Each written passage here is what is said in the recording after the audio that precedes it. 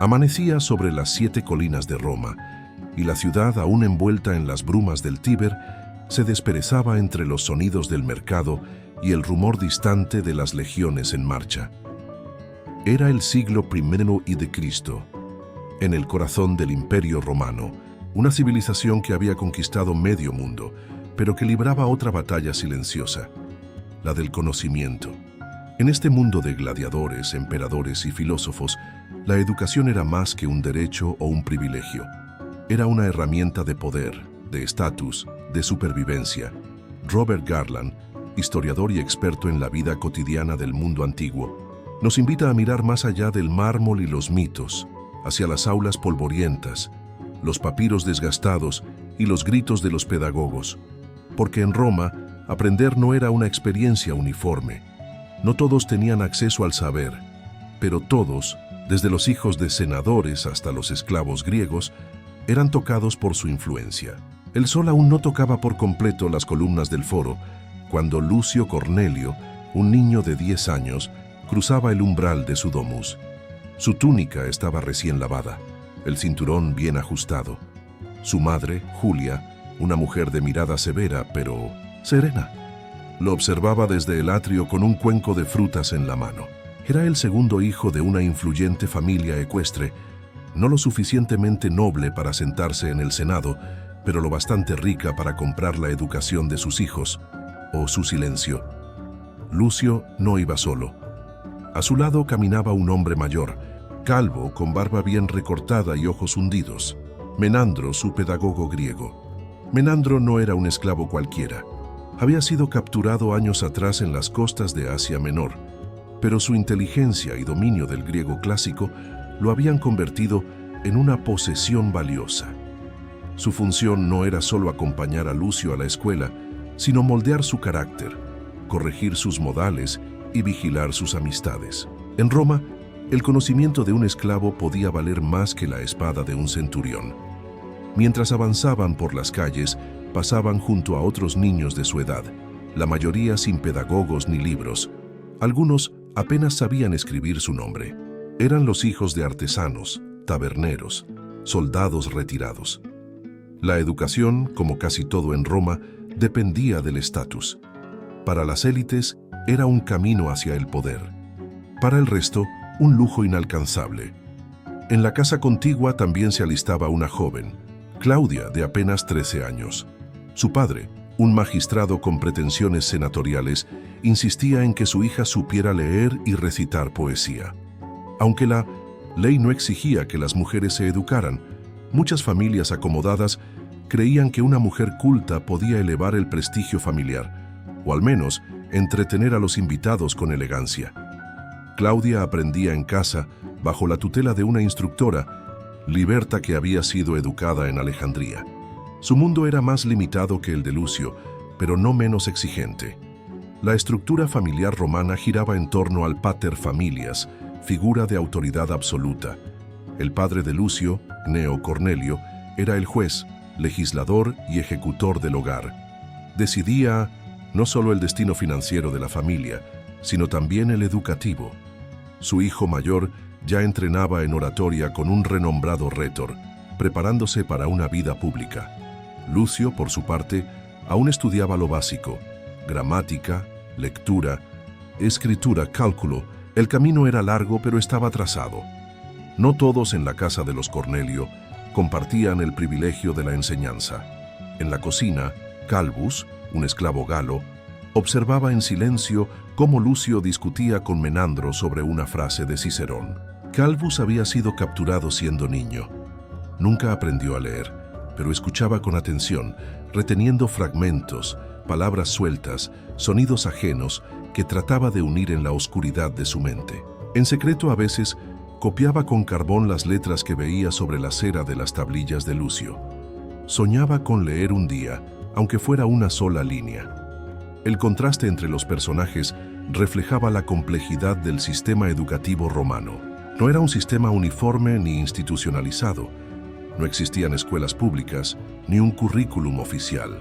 Las escuelas eran negocios privados, y los maestros, muchos de ellos esclavos o libertos, sobrevivían de las monedas que podían reunir de los padres.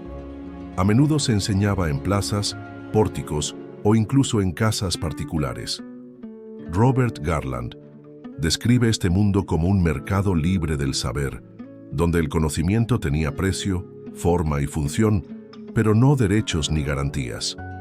Los estudiantes aprendían latín y griego, pero también aprendían a obedecer, a recordar, a temer la vara del maestro.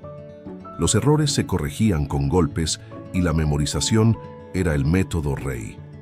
A través de Lucio, Claudia, Menandro y Calvus vemos las múltiples caras de la educación romana.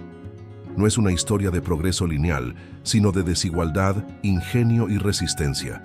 Un sistema que moldeó generaciones enteras de conquistadores, filósofos y burócratas. Pero también silenció a muchos que, como Calvus, apenas lograban escribir su nombre en la oscuridad. La jornada de Lucio comenzaba al alba, con el canto de los gallos mezclado al murmullo de la fuente en el atrio de su casa. Menandro lo despertaba con suavidad, al menos en apariencia, aunque detrás de su tono moderado se escondía la urgencia del deber. Roma era una ciudad de ruido, piedra y disciplina. Dormir hasta tarde era un lujo reservado a los ociosos, y los Cornelio no criaban ociosos. Después de un breve lavado con agua fría y un trozo de pan con miel, Lucio repasaba sus tablillas enceradas, memorizando pasajes de Virgilio y las primeras declinaciones latinas. Menandro lo observaba en silencio, corrigiendo posturas, entonaciones, incluso pensamientos. El conocimiento en Roma no era algo que se explorara con libertad, se imponía. Mientras tanto, en otra parte de la ciudad, Claudia comenzaba su día, en el triclinium, bajo la atenta mirada de su instructora. Recitaba líneas de las Metamorfosis de Ovidio, aprendía los nombres de constelaciones, practicaba caligrafía con punzón sobre cera. Su madre, sentada junto a ella, supervisaba más el decoro que el contenido. En una joven romana, el saber era ornamento, nunca espada. La educación romana tenía 3 niveles: el ludus literarius, donde los más pequeños aprendían a leer, escribir y contar; el grammaticus, para el estudio avanzado del lenguaje, poesía y mitología griega; y el rhetor, reservado a los jóvenes que se preparaban para la vida política o la abogacía.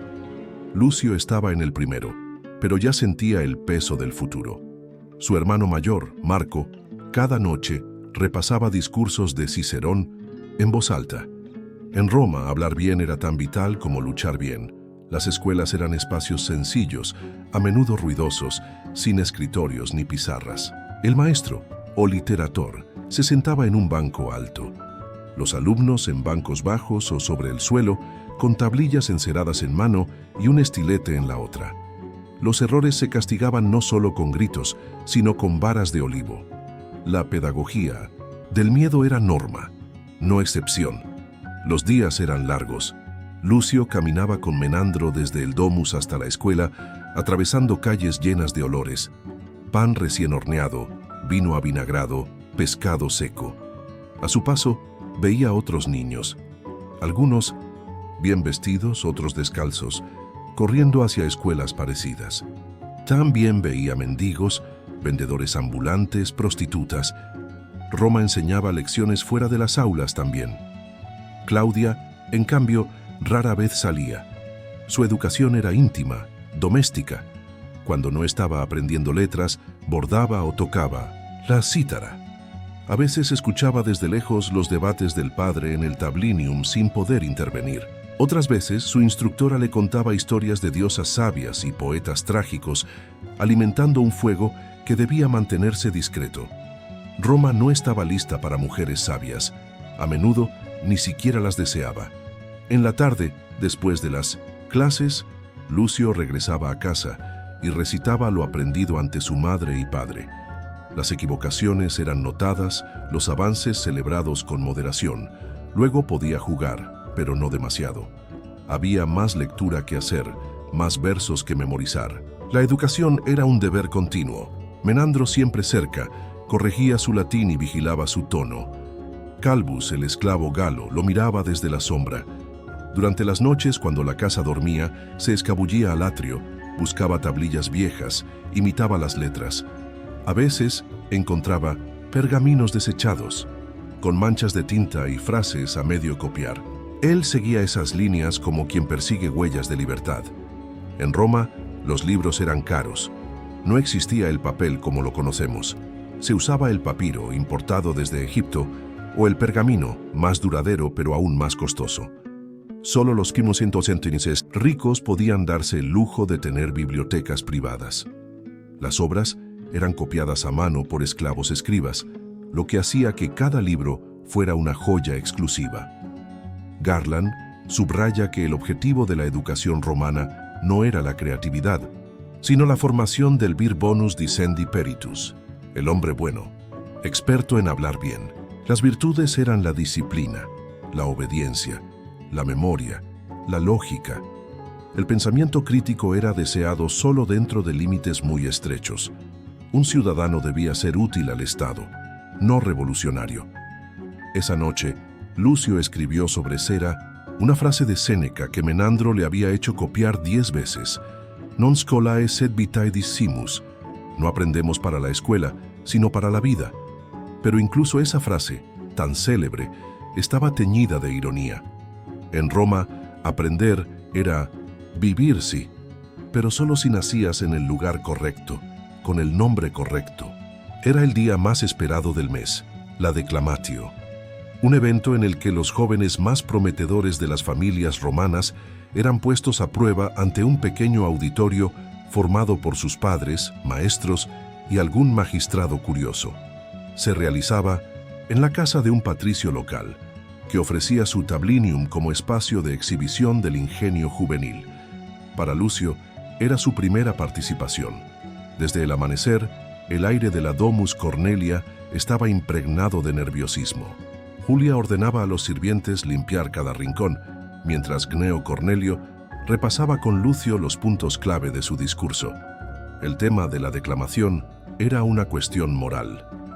¿Debe un hijo obedecer a su padre cuando éste comete una injusticia? Un tema audaz, peligroso incluso si se pensaba demasiado. Y justo por eso, ideal para entrenar la retórica.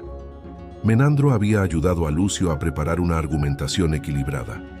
Apelaría al respeto por la autoridad paterna, pero también citaría ejemplos de la historia romana, en los que la virtus, la verdadera virtud, exigía desobediencia cuando el honor lo requería.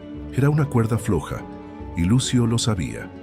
Esa mañana, Claudia observó cómo su hermano mayor se ajustaba la toga pretexta, la toga con bordes púrpura que indicaba su estatus, y se preparaba para declamar. Ella deseaba estar allí, escuchar, quizá participar, pero las mujeres no eran admitidas en la declamatio. En lugar de eso, se refugió en su tablilla, escribiendo su propia versión del discurso en secreto, como un eco invisible del evento que ocurriría fuera de su alcance. Mientras tanto, en la cocina, Calvus se ofrecía para acompañar a Menandro y Lucio. Nadie lo tomaría en cuenta, claro. Un esclavo no asiste a eventos de honor, pero él insistió en llevar los libros y las tablillas. Gneo Cornelio, apurado, aceptó. Sería útil, pensó, para cargar las sandalias y aguantar el calor. La sala del anfitrión estaba adornada con bustos de Cicerón, Catón y los emperadores. Había bancos de madera, estatuas de mármol y una pequeña tarima. Los asistentes hablaban en voz baja, pero con intensidad. Era un espectáculo, sí, pero también una selección natural de futuros líderes. Las familias evaluaban, comparaban, juzgaban. Un error, un olvido, un tropiezo en la voz podía marcar años de reputación. Cuando Lucio subió a la tarima, el silencio se hizo denso. Miró a su padre, al maestro que lo observaba con manos cruzadas, y a los otros muchachos que aguardaban su turno. Luego comenzó. Senadores, padres de familia, ciudadanos. Inició con la fórmula tradicional, aunque su voz aún tenía matices infantiles. Hoy se me ha pedido juzgar si un hijo debe obedecer a un padre que actúa con injusticia. Yo digo que sí, y también digo que no. La frase arrancó murmullos. Lucio siguió. Argumentó que la ley de Roma no es ciega, y que el deber del hijo no es solo con su padre, sino con la moral, con los dioses, con la ciudad misma. Citó a Bruto, que ejecutó a sus propios hijos por conspirar contra la República. Recordó el ejemplo de Fabricio, que rechazó sobornos incluso cuando su familia pasaba hambre. Había estudiado, había memorizado, pero sobre todo, había comprendido. Robert Garland afirma que la educación en Roma no solo buscaba el conocimiento, sino la gravitas, esa cualidad de peso moral que distinguía a los hombres romanos verdaderos. Y por un instante, mientras hablaba, Lucio parecía haberla encarnado. Cuando terminó hubo silencio, luego aplausos. Menandro asintió con una leve sonrisa. Gneo Cornelio se mantuvo serio, pero sus ojos brillaban. Claudia, desde su habitación, trataba de imaginar cada palabra. Calvus, junto a los bancos, no comprendía todo, pero sentía el poder del lenguaje, la fuerza que transformaba a un niño en ciudadano. Después de Lucio, otros hablaron. Algunos citaron a Sófocles, otros intentaron copiar el estilo de Cicerón, pero ninguno logró equilibrar la emoción con la lógica como lo hizo él. La tarde terminó con vino aguado, pan con aceitunas y susurros de felicitación entre los padres. Pero para Lucio, la verdadera recompensa no fue el elogio de su padre, ni la mirada satisfecha de Menandro. Fue el momento en que Claudia lo abrazó en casa y le susurró al oído: «Tu discurso fue valiente». Él sabía que ella no había estado allí. ¿Cómo lo sabía? Ella le mostró su tablilla. Había escrito cada palabra de su propia declamación. Diferente, más poética, más desafiante, tal vez mejor. Lucio no dijo nada, pero algo cambió entre ellos. En una Roma donde la voz de las mujeres estaba ausente, Claudia acababa de encontrar la suya, en secreto. La noche después de la declamatio, la casa de los Cornelio estaba más silenciosa de lo habitual. No porque el evento no hubiera sido un éxito, todos lo sabían, sino porque algo intangible se había instalado en el aire. Una mezcla de orgullo, expectativa y temor. Gneo Cornelio, como era su costumbre, no expresó satisfacción abiertamente. En su mundo, el elogio excesivo debilitaba la voluntad.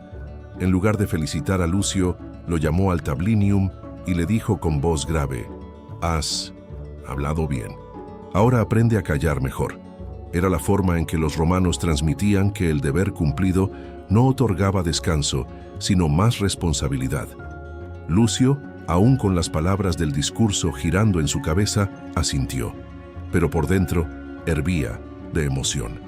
Había vencido su miedo, había sido escuchado. Sin embargo, el verdadero terremoto no ocurrió en voz alta. Al día siguiente, Menandro encontró la tablilla de Claudia en el atrio. No era una copia de Lucio, sino un texto independiente. Una respuesta al mismo dilema, pero desde una perspectiva nueva. En su discurso, Claudia imaginaba a una hija que, al ver a su padre cometer una injusticia, no podía hablar en público ni debatir en un foro, pero sí podía resistir en silencio, con inteligencia, con rectitud. Era, de hecho, más profunda que la declamación de Lucio. Menandro leyó el texto con atención. Luego fue a ver a Julia. «Vuestra hija tiene la mente de un orador, quizás más que muchos varones». Julia lo miró con una mezcla de orgullo y preocupación. «Y eso, Menandro, es virtud o condena en Roma». La conversación quedó suspendida, como tantas verdades incómodas. Julia sabía que una hija culta podía ser una joya, pero también un problema. Las mujeres sabias eran toleradas mientras no hablaran demasiado alto. Si cruzaban ciertos límites, se volvían amenazas. Mientras tanto, en la ciudad, el rumor del talento de Lucio comenzaba a circular. Un magistrado que había asistido a la declamatio habló de él en el Senado local. Dijo que tenía potencial consular, una expresión que encendía el corazón de cualquier padre romano. Gneo Cornelio, al oírlo, no sonrió, pero comenzó a planear el próximo paso: enviar a Lucio a estudiar con un rétor más avanzado. Tal vez incluso a Grecia, si los dioses lo permitían, Lucio, sin embargo, no pensaba en el Senado ni en viajes. Pensaba en Claudia, en su voz escrita, en la injusticia de que su hermana solo pudiera hablar desde la sombra. Y por primera vez, la educación dejó de ser un peldaño hacia el poder y se convirtió en una herramienta para comprender. En los días siguientes, la dinámica en la casa cambió. Claudia empezó a mostrar más abiertamente sus estudios. Julia, que antes era discreta al respecto, ahora la animaba con cautela. Menandro incluso le prestó un volumen de poesía helenística, algo inaudito. Era como si el muro de lo permitido se hubiera agrietado, aunque fuera levemente. Pero no todo era luz. Calbus, el esclavo galo, seguía siendo invisible. Escuchaba los elogios, veía los libros, limpiaba las tablillas, pero él no participaba. Una noche, al ver una tablilla desechada por Lucio, copió una frase que no comprendía del todo. Fiat lux, hágase la luz. La escribió varias veces, aunque no entendía su gramática. La frase le parecía mágica. Lo era. Era la promesa de que, algún día, él también podría ver. Garland describe la sociedad romana como una máquina jerárquica perfectamente engrasada, donde cada engranaje sabía su lugar. El padre manda, el hijo obedece, la mujer adorna, el esclavo sirve. Pero en esa estructura a veces se filtraban preguntas, grietas, susurros que con el tiempo podían crecer. En la calle, otros niños hablaban de Lucio como un ejemplo.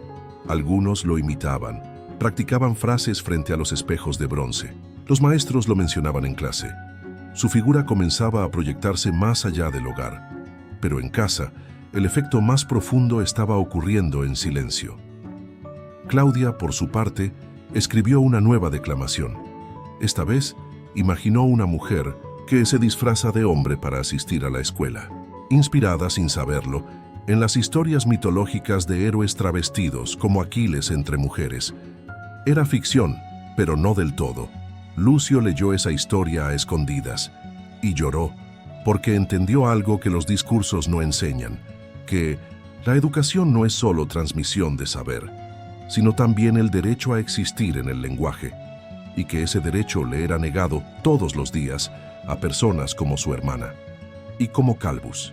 Pasaron algunas semanas desde la declamatio y Roma, como siempre, no se detenía. La ciudad vibraba con el eco de los carros en los adoquines, el pregón de los comerciantes, el humo de los hornos. Pero en la casa de los Cornelio, una tormenta se gestaba en secreto. Todo comenzó con un descuido. Claudia, emocionada por su nuevo texto, una fábula en la que un halcón enseña a un gorrión a volar en medio de una jaula, dejó su tablilla en el escritorio de su padre. Un accidente, un olvido, o tal vez un acto inconsciente de desafío. Gneo Cornelio, al regresar de una reunión con otros patricios, se sentó en su escritorio como cada noche. Vio la tablilla. Reconoció de inmediato la caligrafía de Claudia. Firme, cuidada, sin adornos. Al principio pensó que era un poema, pero a medida que leía comprendió que estaba ante una alegoría y que el gorrión en esa historia no era un ave, era una mujer. Se detuvo. Su mano tembló apenas. Llamó a Julia. Le mostró la tablilla sin una palabra. Ella la leyó en silencio. Luego, respiró hondo. «No la regañes», dijo. «Es solo una niña que escribe». «Una niña que escribe como si fuera un filósofo», replicó él. «¿De dónde ha aprendido esto?» Julia no respondió. Sabía que proteger a Claudia implicaba cargar con la culpa. ¿Ha sido Menandro? Menandro enseña a todos. Es un sabio, no un agitador. Pero Gneo no quedó satisfecho. Esa misma noche llamó al pedagogo a sus aposentos. Con tono firme le preguntó si estaba instruyendo a Claudia más allá de lo permitido.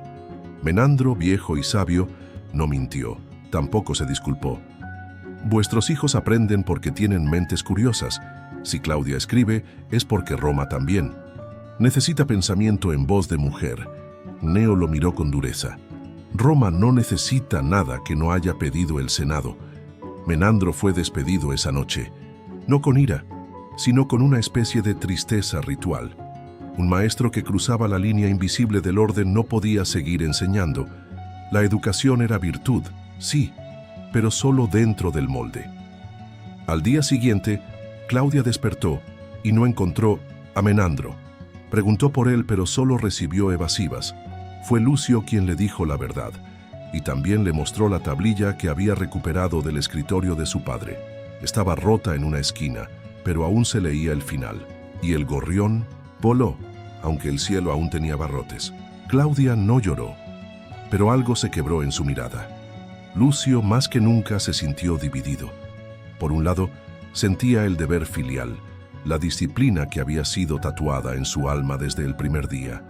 Por otro, la convicción de que algo estaba profundamente roto en el mundo que lo rodeaba. El silencio de Menandro se convirtió en ausencia. La casa se llenó de un nuevo maestro, joven y severo, traído desde una familia vecina. Enseñaba con corrección pero sin pasión. Lucio obedecía como debía, pero sus pensamientos volaban lejos, a las noches en que Menandro le contaba las historias de Prometeo, de Antígona, de la diosa Minerva naciendo armada del cráneo de Júpiter. En secreto, Lucio comenzó a copiar los textos de Claudia. Los reescribía con su caligrafía para protegerla. Escondía sus palabras en rollos bajo su lecho. Pensó incluso en mostrarlos a su nuevo maestro, presentándolos como propios, solo para que fueran leídos. Calvus observaba todo desde el fondo. Había comenzado a leer más frases, copiando por fonética, descifrando como un ladrón que aprende a abrir cerraduras. Una tarde, mientras barría el atrio, encontró un pequeño trozo de pergamino con la frase «Veritas liberabit vos».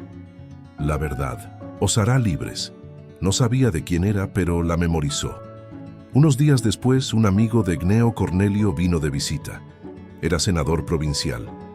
Durante el almuerzo hablaron de política, de rutas comerciales, de la reciente rebelión sofocada en Panonia. De pronto el senador preguntó por Lucio. «He oído que tu hijo es brillante. ¿Qué piensa de la Virtus en tiempos de corrupción?» Gneo dudó. Lucio tragó saliva. Sabía que esa era una prueba. «Mi hijo cree», dijo Gneo, antes de que Lucio hablara, que la Virtus es obedecer a Roma. Lucio miró a su padre y supo que no era así, pero también entendió que en esa mesa la verdad era peligrosa. Esa noche, en su habitación, escribió con fuego en una tablilla: «El hijo que no desobedece jamás, tampoco piensa», y se la dejó a Claudia. Ella sonrió. Era la primera vez que alguien hablaba con su voz, sin ser ella. Roma seguía igual, pero algo se movía, como un río subterráneo que un día, inevitablemente, saldría a la luz. Esa noche, mientras Roma dormía tras el canto del tercer gallo, Claudia se quedó despierta, leyendo en silencio la frase de su hermano. Lucio, en su habitación, sentía por primera vez que su voz podía ser un puente, no solo un arma. Julia los miraba desde lejos. En su corazón la semilla del cambio ya había germinado, aunque jamás lo admitiría en voz alta. Sabía que algo estaba naciendo entre sus hijos que Roma aún no sabía cómo nombrar. Calvus, bajo la tenue luz del larario, escribió por primera vez su nombre completo, torpemente, como quien talla su existencia en la piedra. La educación, como bien decía Garland, no era solo un sistema de formación, era una forma de moldear la realidad. Y aunque Roma imponía sus límites con firmeza, en cada grieta nacía una historia nueva. Porque incluso en la ciudad más poderosa del mundo, siempre hubo quienes aprendieron a pensar más allá de lo permitido. Ahí, en ese pensamiento prohibido, comenzaba el verdadero legado.